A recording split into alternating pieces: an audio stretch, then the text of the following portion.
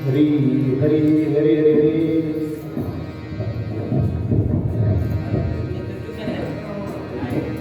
Hari Hari Hari Hari Hari hello Hari Hari Hari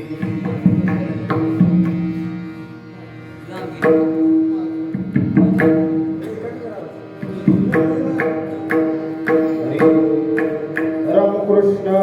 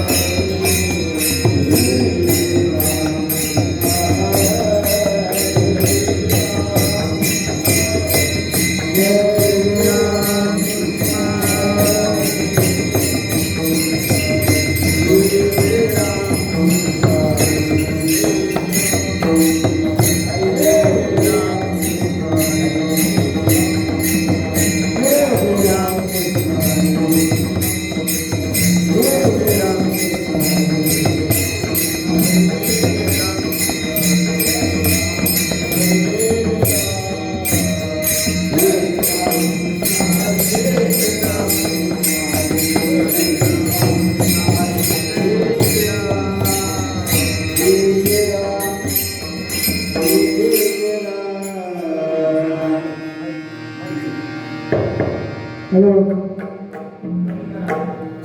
hello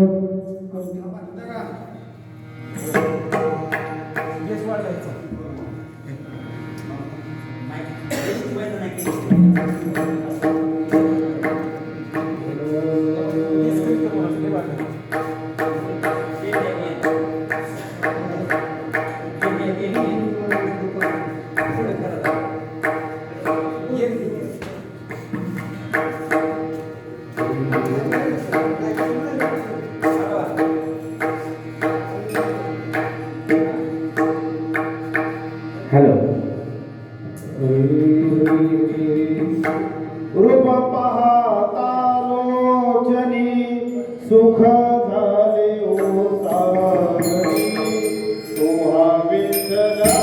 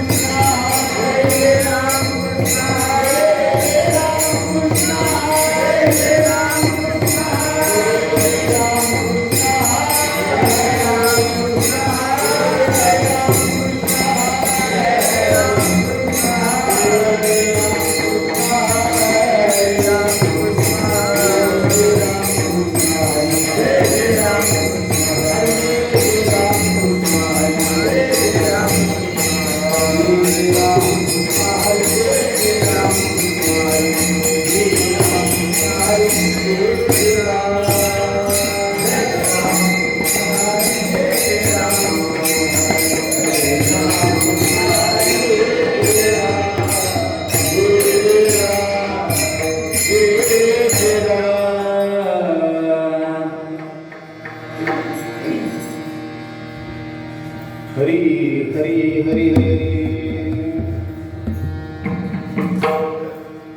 झुंजारते एक विष्णुदास झुंजारते एक विष्णुदास झुंजारते एक विष्णुदास झुंजारते एक विष्णुदास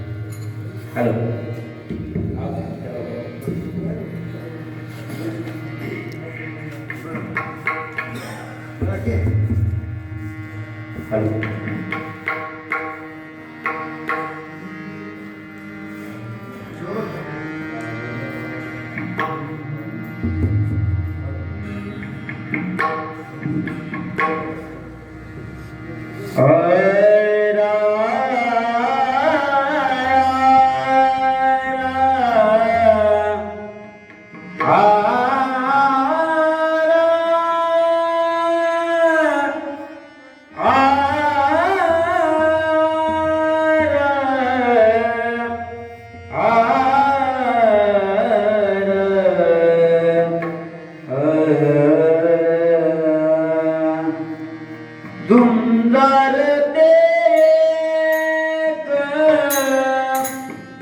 विष्णुदास गे विष्णुदास गे धुंदार ते विष्णुदास गे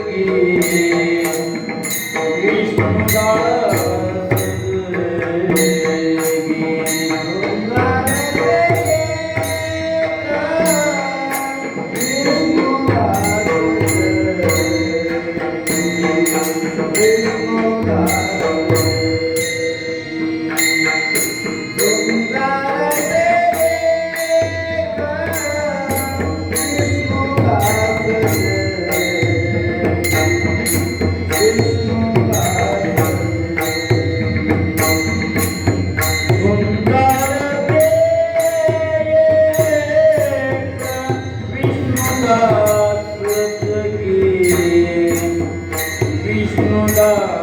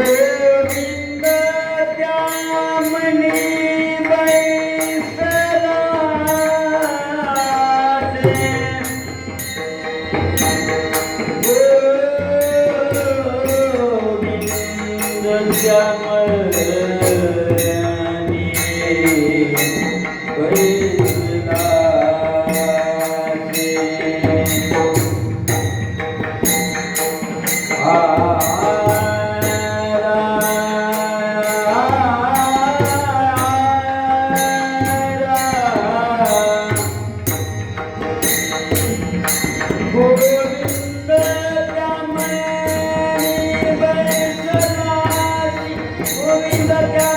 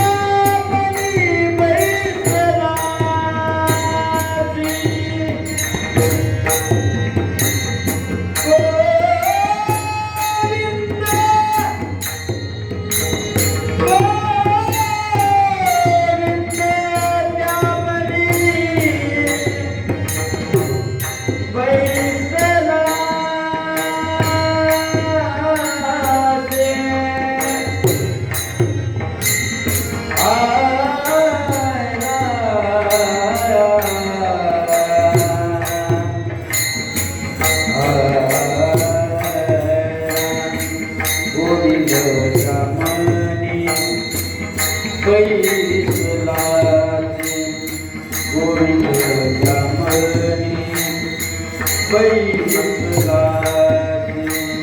गोविंद जामणी बैसलाते गोविंद जामणी बैसलाते गोविंद आसनी गोविंद जय गोविंद आसनी गोविंद जय गोविंद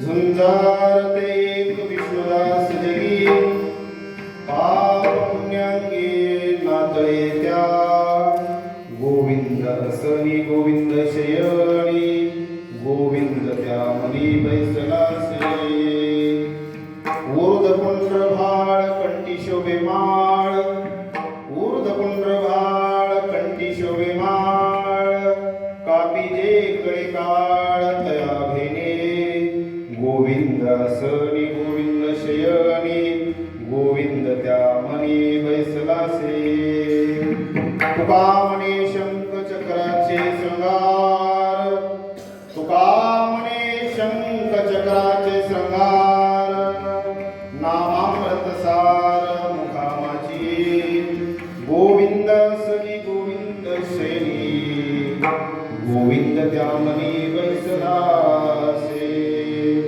पांडुरंगा करू प्रथम पांडुरंगा करू प्रथम नमः पांडुरंगा करू प्रथम नमः करू प्रथम गुरु हरी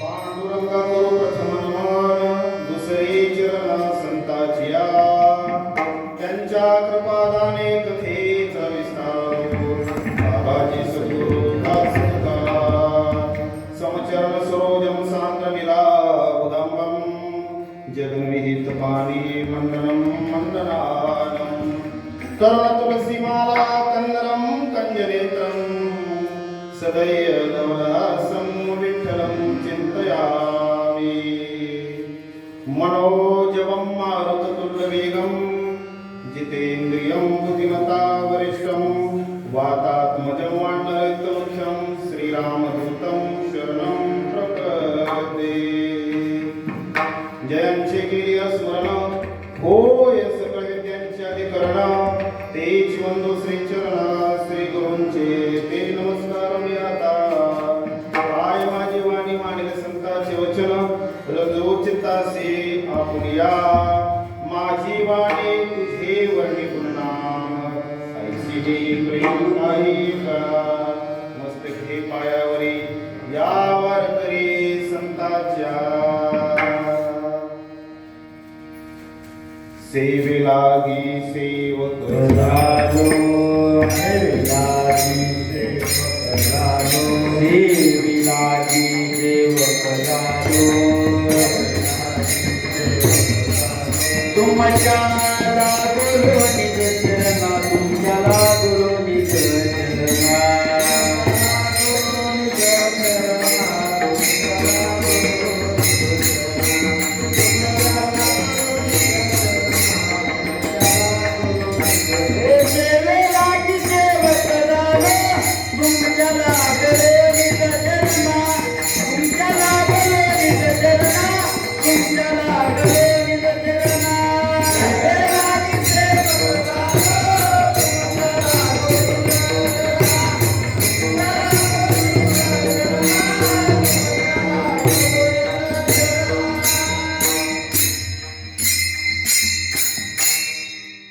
झुंजारते एक विष्णुदास जगी पाप पुण्यांगे नातळे त्या गोविंदासनी गोविंद शयनी गोविंद त्या मुनी बैसलासे प्राप्त प्रसंगी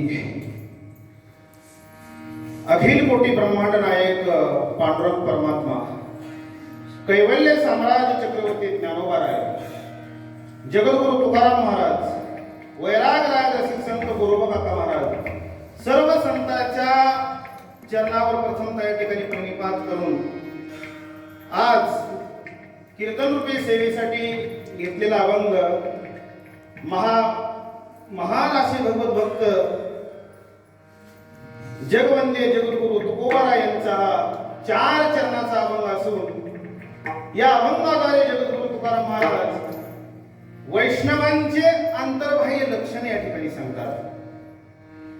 भगवान विष्णू परमात्म्याचे जे भक्त आहेत ते भक्त नेमके कसे आहेत आणि त्या भक्ताचा महिमा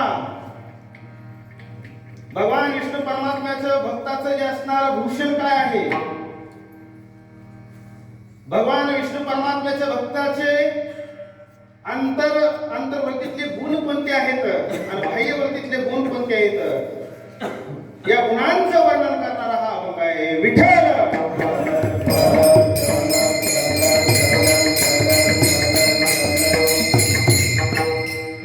अभंगाचा सरळ सरळ जर अर्थ आपण या ठिकाणी बघितला तर झुंजार एक विष्णुदास जगी. या जगताच्या ठिकाणी विष्णूचे दास हे कसे आहेत? शूरवीर आहेत, लढवय्ये आहेत, योद्धे आहेत. कोणत्या कारणामुळे योद्धे आहेत? तर विष्णूच्या भक्तांना पाप आणि पुण्य यांची बाधाच या ठिकाणी होत नाही. पाप पुण्याच्या पलीकडे गेलेले, पाप पुण्यातीत असे भगवान विष्णू परमात्म्याचे भक्त आहेत, सुंदर आहेत, भक्त आहेत मान्य आहे. यांच्याकडे एवढा झुंजारपणा, लढवेपणा कशामुळे आला? जगद्गुरु तुकाराम महाराज अभंगाच्या दुसऱ्या चरणात म्हणतात की गोविंदासने गोविंद शेनी गोविंद त्यामने बैसलासे. आम्ही दिवस रात्र दीनरजनी हाची धंदा गोविंदाचे पवाडे. भगवान परमात्म्याचंच आम्ही दिवस रात्र काय केलेलं आहे? नामचिंतन केलेलं आहे. देवाशिवाय आम्हाला दुसरं काहीच नाही, बोलण्याची नाही आता देवा विनत आहे. अशी अवस्था त्या ठिकाणी केल्यामुळे ते झुंजार आहेत. दिवस रात्र अंतकरणाच्या ठिकाणी केवळ आणि केवळ भगवान परमात्म्याचंच नाम हे अंतर्वर्तीचे गुण या ठिकाणी सांगतात. आणि बाह्यवर्तीचे गुण सांगत असताना जगद्गुरु तुकोबाराय तिसऱ्या चरणाच्या ठिकाणी सांगतात ऊर्ध्व पुंड्र भाळ कंठी शोभे माळ काकुळे कळे काळ तया भेने. भगवान विष्णू परमात्म्याच्या भक्तांनी काय केलेलं आहे? ऊर्ध्व पुंड्र भाळ गंध त्या ठिकाणी लावलेला आहे, गोपीचंदाचा गंध लावलेला आहे. आणि तो कसा आहे? ऊर्ध्व पुंड्र आहे, चंद्राच्या आकाराचा. आणि आपल्या नासिकेपासून नासिकेच्या मधोमध पासून त्या केसापर्यंत असं वरच्या दिशेने गेलेला गंध जो आहे ऊर्ध्वपुंड्र भाळ मस्तकाच्या ठिकाणी परिधान केलेला हा गंध. आणि या सगळ्या आभूषणामुळे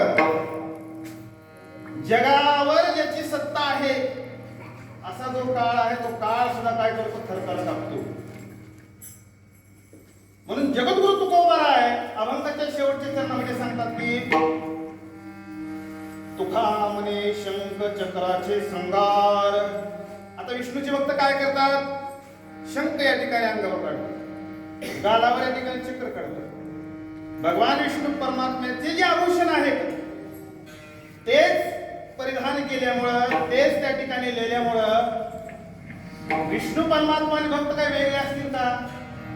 आणि त्यांच्या मुखामध्ये सतत अमृताची धार आहे. कोणत्या अमृताची? नामाच्या अमृताची. म्हणून म्हणतात जगद्गुरु तुकाराम महाराज नाम अमृत सार मुखा माझी विठ्ठल.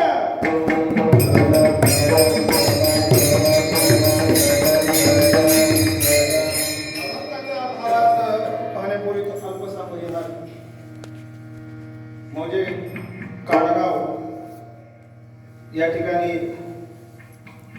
हरिदिनी एकादशीची कीर्तन सेवा माझ्याकडे सर्व तुमच्या विनंतीस्तव तुमच्या सर्वांच्या आशीर्वादानं आलेली आहे. या ठिकाणी आमचे धोंडीराम काका असतील त्यांच्या सूचनेप्रमाणे सर्व भजनी मंडळाच्या विनंतीस्तव सागर पामराकडे या ठिकाणी सेवा दिली आहे. गायनाचार्य हरिभक्त परायण मुरलीधर मामा या ठिकाणी उपस्थित आहेत. आणि ज्यांनी संप्रदायाची आपल्या गावाची धुरा या ठिकाणी सांभाळणारे हरिभक्त परायण लोखंडे महाराज. खरोखरच काडगाव नगरी एक पुण्य पावन नगरी आहे. या ठिकाणी सतत सत्संग होतो, हरिनामाचं कीर्तन होतं. एकादशीला कीर्तन करणं, भजन करणं, काकडा करणं ही काही साधी गोष्ट नाही.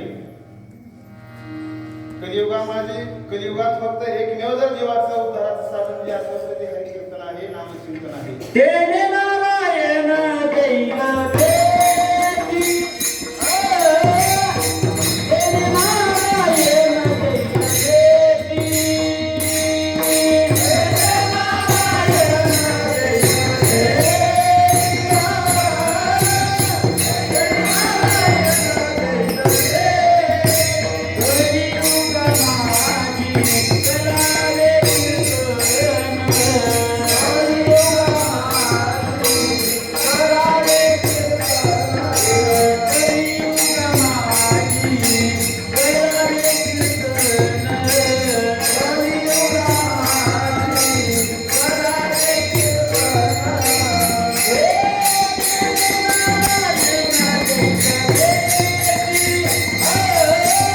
तेने नारायण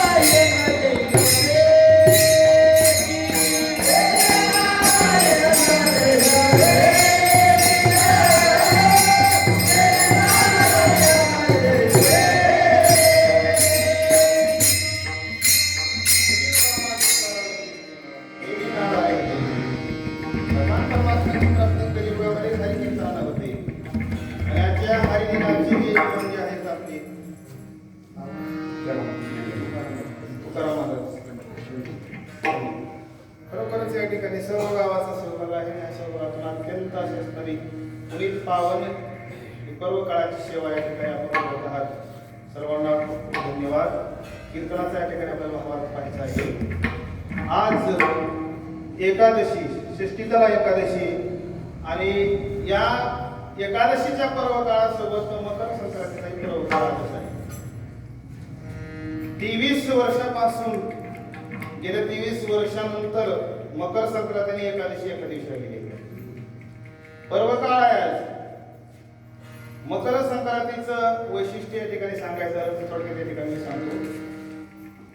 खरोखरच आपल्या भारतीय संस्कृतीमध्ये पर्व काळाला विशेष असं महत्व आहे.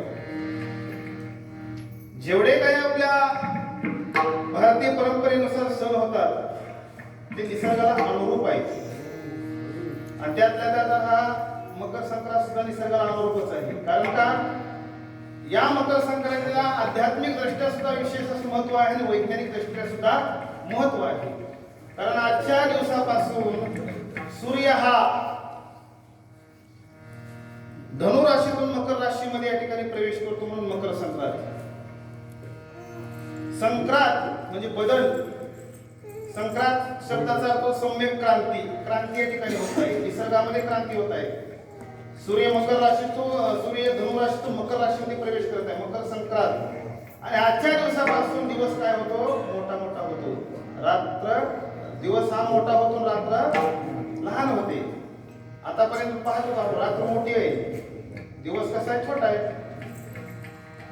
मकर संक्रांतीपासून दिवस कसा होतो? मोठा. उत्तरायणाचा काळ चालू आहे. भगवान परमात्म्याचा हा दिवस, इथून दिवस सुरू झाला. उत्तरायण म्हणजे भगवान परमात्म्याचा दिवस आहे आणि दक्षिणायन म्हणजे काय आहे?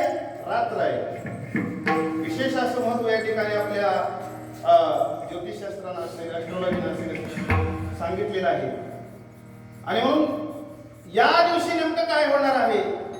या सर्व चराचराच्या ठिकाणी भगवान परमात्मा व्याप्त आहे. व्यापक असा असणारा भगवान परमात्मा अत्यंत सूक्ष्म अवस्थेमध्ये सुद्धा येऊ शकतो. कारण एका ठिकाणी ज्ञानेश्वरीमध्ये सांगितलेलं आहे, माझे नेते अंशे हे जग व्यापलेले असे. भगवान कृष्ण परमात्मा अर्जुनाला सांगतात की माझ्या एका अंशाला संपूर्ण हे जग व्यापलेलं आहे. म्हणजे भगवान परमात्मा किती सूक्ष्म आहे, अत्यंत सूक्ष्म आहे. असा जो देव आहे ना खरोखरच. आणि आपल्या पिकामध्ये कडधान्यामध्ये अत्यंत सूक्ष्म जर असं धान्य कोणतं असेल तर ते काय आहे? तीळ आहे. म्हणून जगद्गुरु तुकाराम महाराज मकर संक्रांतीविषयी सांगतात, देव तिळी देव तिळी आला, देव तिळी आला, देव तिळी आला, देव तिळी आला.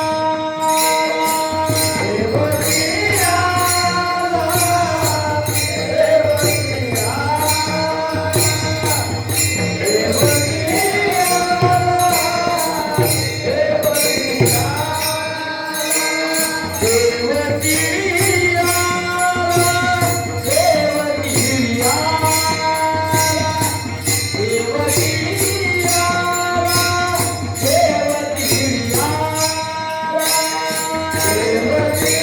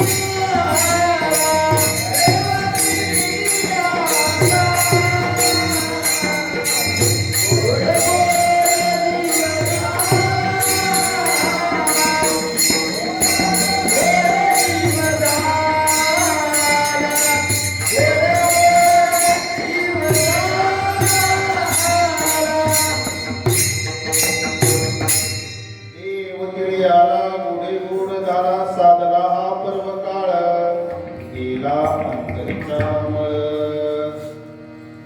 देव सूक्ष्मरीतीने आम्हाला कळल्यामुळे आम्हाला गोड वाटते. आपण साखर गोड खातो, केळा खातो का आनंद झालेला. तुकाराम महाराजांना देवाचं जे असणारं सूक्ष्म तत्व कळाल्यामुळे आनंदी आनंद झाले आणि पर्व काळ हा साधला. देवाची प्राप्ती झाल्यानंतर अंतःकरणाच्या ठिकाणी मळ राहील का हो, विकार पण राहतील का, राहणार नाही. तर अशा पद्धतीची मकर संक्रांती जगद्गुरु तुकाराम महाराजांनी सांगितली.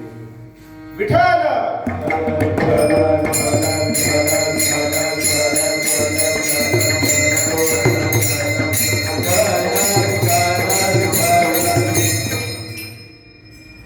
जगद्गुरु तुकोबार आहे. या अभंगाद्वारे भगवान परमात्म्याचे जे भक्त आहेत, वैष्णव जे आहेत, त्यांचं लक्षण या ठिकाणी सांगतात. आता साधू संतांचे, भगवान परमात्म्याच्या भक्ताचे लक्षण सांगण्याचं कारण काय, तर त्याचं कारण असं आहे की मानवी जीवन जे आहे ते खरोखरच आत्मसाक्षात्कारासाठी आहे, बोध करून घेण्यासाठी आहे. मानवानं विचार केला पाहिजे, आपण जन्माला का आलेलो आहोत, जन्माला आल्यानंतर मनुष्यानं नेमकं काय केलं पाहिजे, आपल्या जीवनाची कर्तव्यता काय आहे, जीवनाचं परियोजन काय आहे नेमकं, हे त्या ठिकाणी जीवाला कळलं पाहिजे. आणि सर्व गोष्टीचा जर सारासार विचार केला तर आत्मसाक्षात्काराशिवाय दुसरं काही नाही. जीव आणि शिव,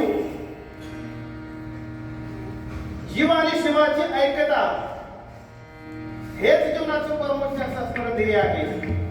हे जगद्गुरु तुकाराम महाराजांनी जाणलेलं आहे. आणि म्हणून उपनिषदकार सांगतात, आत्मा वा अरश्य द्रष्टव्य श्रोतव्य मंतव्य निनिध्यासतव्य. म्हणजे शास्त्रकाराने या ठिकाणी सांगितलेलं आहे की जो देह जो या ठिकाणी धारण केलेला आहे ना, या देहानं आल्यानंतर साक्षात्कार करून घेतलं पाहिजे. जगद्गुरु तुकाराम महाराजांच्या जर भाषेत सांगायचं झालं, विठ्ठलची एक देखलिया, विठ्ठलची एक देखलिया, एक देखलिया, विठ्ठलची एक देखलिया, विठ्ठलची एक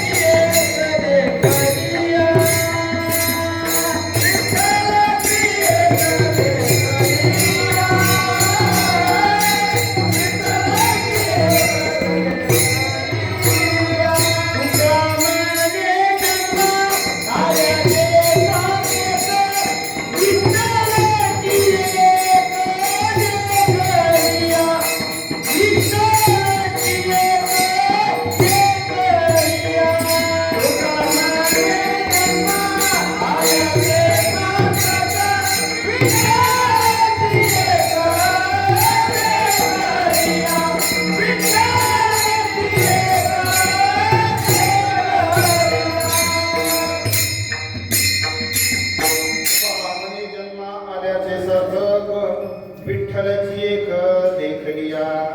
भगवान परमात्म्याचं दर्शन झालं म्हणजे जीवनाची सार्थकता झाली. पण भगवान परमात्म्याचं दर्शन नेमकं कोणत्या साधनाने होणार आहे? भगवद्गीतेमध्ये श्रीकृष्ण परमात्मा अर्जुनाला त्या ठिकाणी सांगतात, तद्विधी परिपातेन परिप्रश्नेन सेवया उपदेशेन ते ज्ञानम ज्ञानेन सत्त्वदर्शिनः.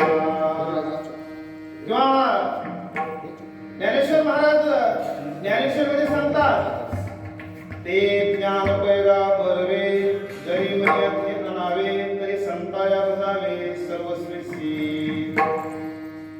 आता हे जे भगवान परमात्म्याचं दर्शन घ्यायचंय, भगवान परमात्म्याला जाणायचंय, हे जाणण्यासाठी काय करावं लागतं? तर ते तत्वाचं ज्ञान घ्यावं. म्हणजे ज्ञान देणारे कोण आहे ना? संत आहेत. संताला भज म्हणून सांगितलेलं आहे. संताशिवाय मार्गच नाही. आपल्याला संताशिवाय भगवान परमात्म्याची ओळखच होणार नाही.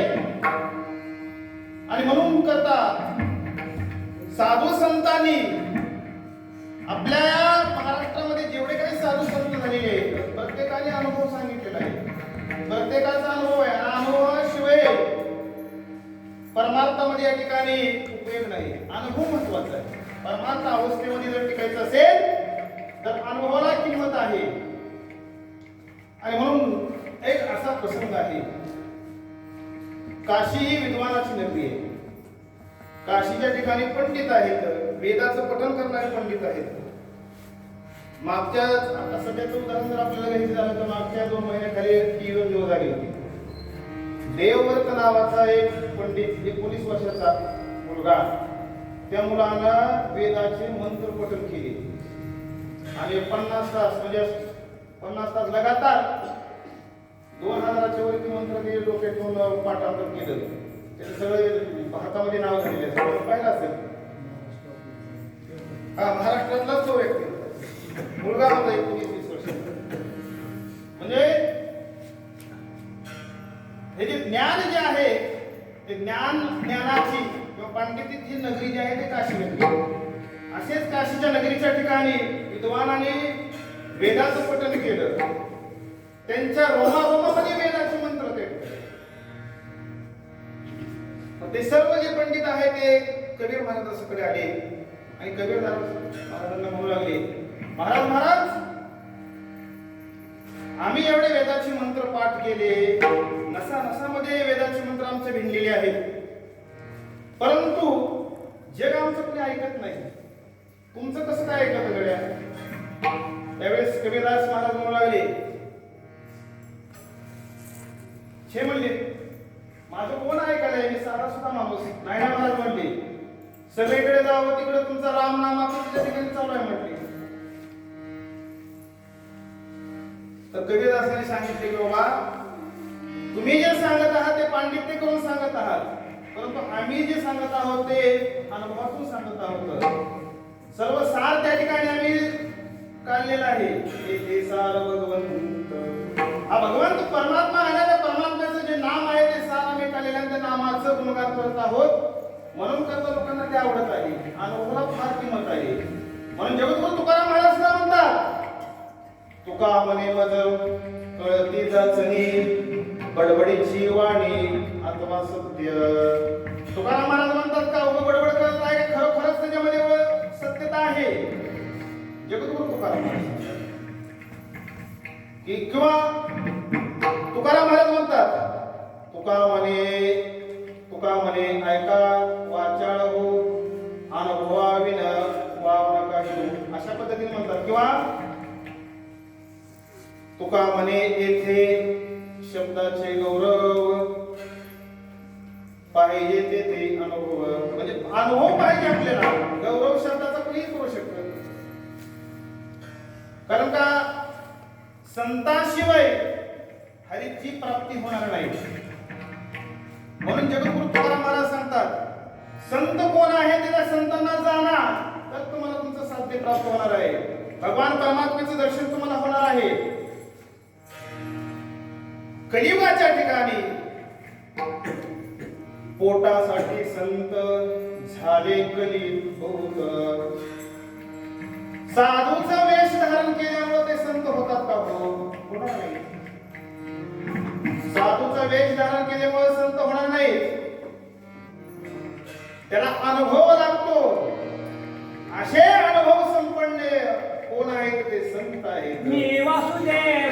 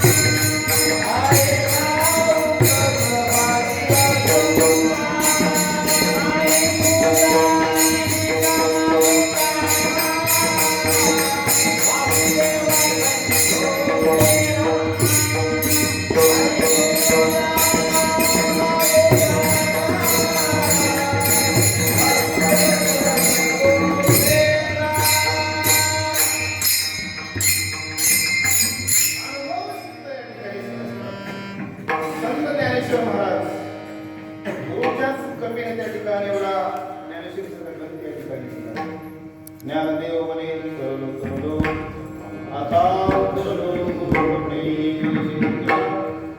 माझ्या देई भगवंत तोची भगवंत मूर्तिमंत. भगवान परमात्मा साक्षात मूर्तिमंत कशामुळे प्रगट झाला? तुमच्या कृपा आशीर्वादामुळे.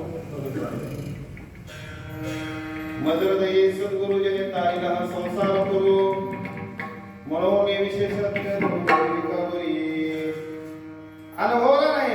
शांतीप्रभू एकनाथ महाराज सुद्धा सांगतात, हरी प्राप्ती सी उपाय, हरी प्राप्ती सी उपाय,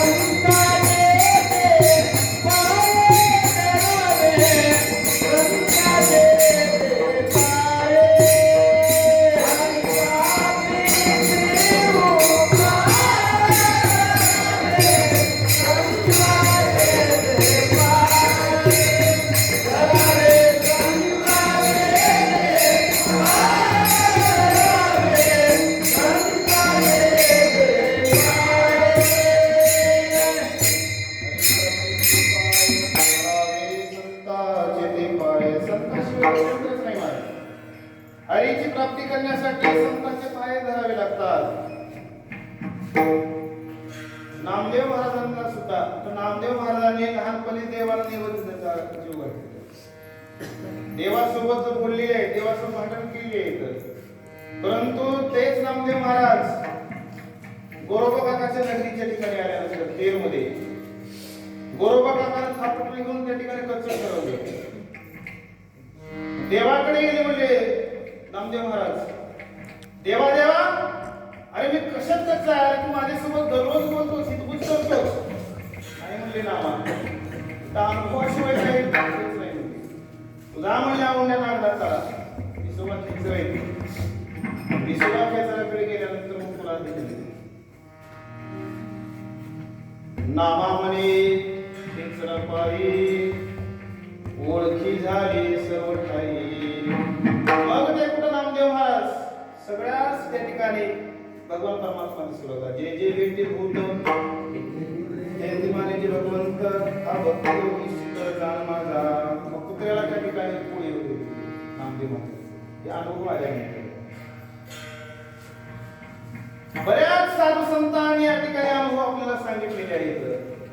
जगद्गुरु तुकाराम महाराज वैकुंठाला गेल्यानंतर निरोबाला सुद्धा जगद्गुरु तुकाराम महाराजांनी अनुभव दिलेला आहे. येऊन या कृपावंते तुकया स्वामी सद्गुरु नाते मस्तकी हात ठेविला प्रसाद देऊन सुखी केला किंवा केला निळा केला निळा केला निळा पाव. किंवा मदरासा सुद्धा सांगते बाळाला, मदरासा आपल्या बाळाला सांगते, बाळा उठ लवकर उठ लवकर आणि जा म्हणले तीर्थ हिंड, तीर्थाच्या ठिकाणी परिभ्रमण कर. त्या ठिकाणी साधू आहेत, संत आहेत, त्या संतांच्या ठिकाणी बस पूज कर, चर्चा कर आणि त्यांना तू गुरु करून घे. उठी पुत्रा जाई बाळा फिरते हिंड, साधू संत असती साधू संत म्हणजे हे करते वा उदंड.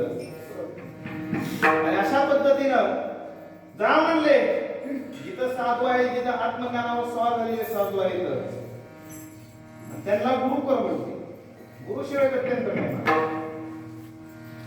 असे बरेच त्या ठिकाणी झालेले आहेत. परंतु या कलियुगाचा जर विचार केला तर कलियुगामध्ये आपल्याला इकडं पाहावं तिकडं गुरु समोर दिसतात, परंतु आत्मसाक्षात्काराकडे घेऊन जाणारे, देवाची ओळख करून देणारे हे गुरु बोटावर मोजले केवळ आणि केवळ साधू संतांच्या या शब्दावर जर विश्वास ठेवला तर आपला मार्ग या ठिकाणी चुकणार नाही. कारण का त्यांनीच मार्ग आपल्याला दाखवलेला आहे. मार्ग